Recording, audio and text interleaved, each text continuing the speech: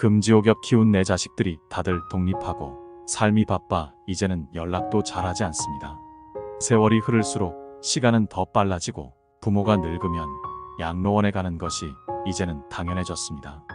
오늘은 슬프지만 현실에서 일어나는 일들로 어느 작은 양로원에서 돌아가신 할머니의 시를 통해 노후의 삶과 소망에 대해 생각해보는 시간을 준비했습니다. 어느 양로원 할머니의 시. 간호사님들 무엇을 보시나요? 댁들이 저를 볼 때 무슨 생각을 하시나요? 현명하지 않고 변덕스러운 성질과 초점 없는 눈을 가진 투정이나 부리는 늙은 노인으로 보이겠지요. 음식을 질질 흘리고 대답을 빨리빨리 못하냐고 큰 소리로 말할 때면 전 정말 당신들이 좀 더 노력해 주기를 원했습니다. 당신들이 귀찮다고 주먹질을 할 때는 맞아가면서도 전 정말 안 움직이는 몸속에서 용기를 내어 헛손질로 남아 싸우고 싶었던 것이랍니다. 댁들이 하는 일도 못 알아차리는 것 같이 보이고 양말이나 신발 한 짝을 항상 잃어버리는 바보 같은 늙은 노인으로 밖에는 안 보였나요? 저항하든 말든 목욕을 시킬 때도 설거지통 그릇만도 못하고 대돌만도 못한 내 몸뚱이에 눈물도 쏟아냈지만 흐르는 물에 감추어져 당신들 눈에는 보이지 않았겠지요. 음식을 나누어 먹는 것이 아닌 그냥 먹여주는 댁들의 눈에는 가축보다 못난 노인으로 비추어졌던가요? 댁들은 저를 그런 식으로 생각하시나요? 댁들은 저를 그런 식으로 보시나요? 제 팔에 든 수많은 멍자국들이 당신들 눈에는 도화지 위에 아무렇게나 그려놓은 망가진 보라색 도라지 꽃으로 보이던가요? 간호사님들, 그렇다면 이제 눈을 뜨고 그런 식으로 절 보지 말아주세요. 이 자리에 꼼짝하지 않고 앉아서 나의 의지는 상실되어 댁들이 지시한 대로 행동하고 나의 의지가 아닌 댁들의 의지대로 먹고 온 몸에 멍이 들어도 아픔을 삭혀야 되었던 제가 누구인지 말하겠습니다. 제가 10살 어린 아이였을 땐 사랑하는 아버지도 있었고 사랑하는 어머니도 있었고 형제들도 자매들도 있었답니다. 16이 되었을 땐 발에 날개를 달고 이제 곧 사랑할 사람을 만나러 다녔답니다. 20살 땐 평생의 사랑을 평생 지키기로 약속한 결혼 서약을 기억하며 가슴이 고동쳤답니다. 25살이 되었을 땐 안아주고 감싸주는 행복한 가정을 필요로 하는 당신들 어린 시절과 같이 귀여운 어린 자녀들이 생겨났답니다. 30살이 되었을 땐 어리기만 했던 자녀들이 급속히 성장해서 서로 오래도록 지속될 관계가 맺어졌답니다.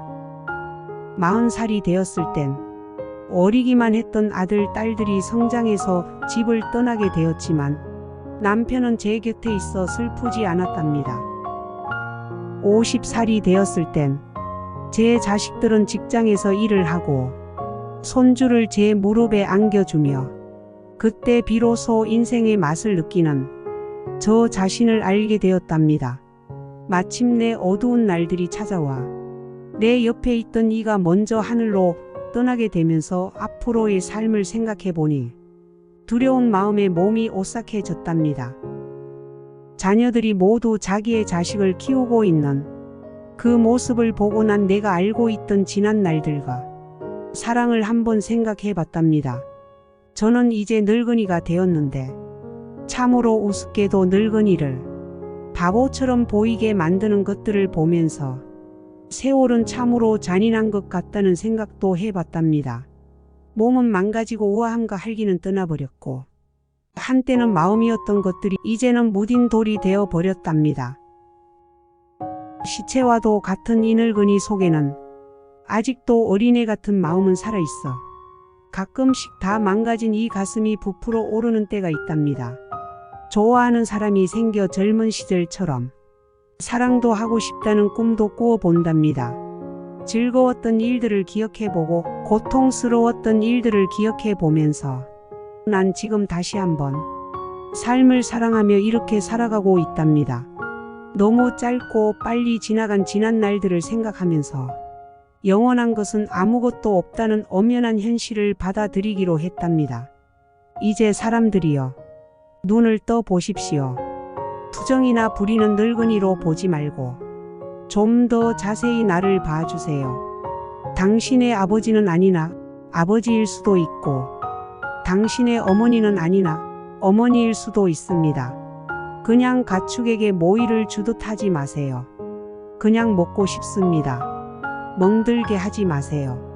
가슴 속에 멍을 안고 떠나지 말게 해주세요. 사는 동안 간절한 내 소망입니다. 이 시를 듣고 어떤 생각이 드셨나요? 만약 양로원에 보내지는 것이 피할 수 없는 시대의 흐름이라면 막연하게 걱정만 하고 있기보다는 내가 직접 행복한 노후를 준비하는 것은 어떨까요? 법륜스님께서 말씀하신 인생 조언 3가지가 있습니다. 첫째, 행복을 구걸하지 않는 것입니다.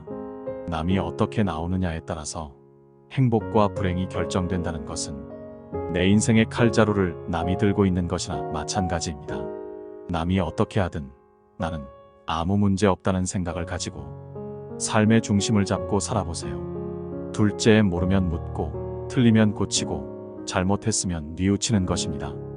이것이 어떤 조건에서도 주눅들지 않고 내가 내 인생의 주인공으로 살아가는 방법입니다. 이런 자세로 인생을 언제든 일어날 수 있으며 용기가 생깁니다. 셋째, 오늘이 마지막 날인 것처럼 살아가는 것입니다. 누구나 죽는다는 것을 알고 있지만 마치 영원히 살 것처럼 오늘 하루를 허투루 보냅니다. 그러니 최선을 다하는 하루하루를 쌓아나가서 죽는 날 여한을 남기지 마시길 바랍니다.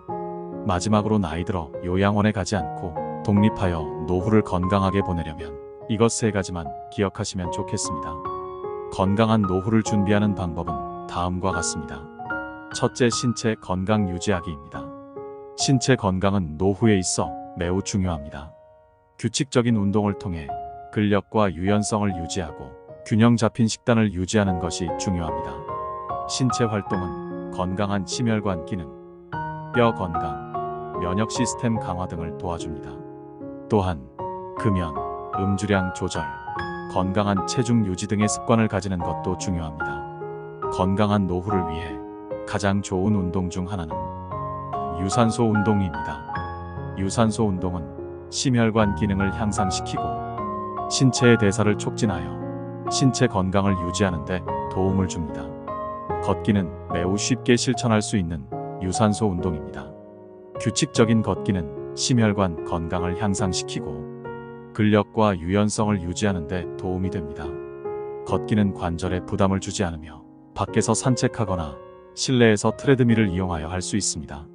걷기를 더욱 효과적으로 하기 위해 일정 거리나 시간을 목표로 설정하고 정해진 스케줄에 맞춰 규칙적으로 걸을 수 있도록 노력해보세요. 다만 운동을 시작하기 전에 현재 건강 상태와 개인적인 제한 사항을 고려하여 의사 또는 건강 전문가와 상담하는 것이 중요합니다.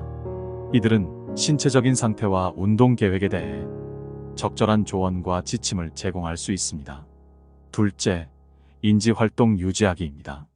노화는 인지 기능의 저하를 일으킬 수 있습니다. 그러므로 노후에도 인지적 활동을 유지하는 것이 중요합니다. 독서, 퍼즐, 문제 해결, 악기 연주, 학습 등 다양한 활동을 통해 뇌를 자극하고 활발하게 유지하는 것이 좋습니다. 인터넷을 활용하여 온라인 강좌나 뇌훈련 프로그램에 참여하는 것도 도움이 될 수 있습니다. 셋째, 사회성 유지입니다.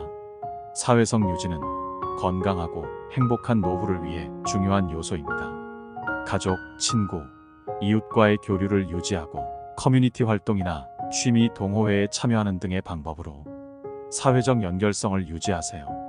사회적 활동에 참여함으로써 외로움을 줄이고 심리적 안정을 유지할 수 있습니다. 예를 들어 봉사활동은 사회적이며 의미 있는 활동을 함께하는 좋은 방법입니다. 또 지역에서 열리는 행사나 축제에 참여하여 사회적 연결을 형성할 수 있습니다.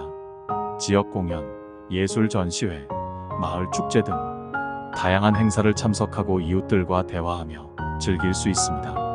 여러분이 행복한 노후를 보내시기를 바라며 기도하겠습니다.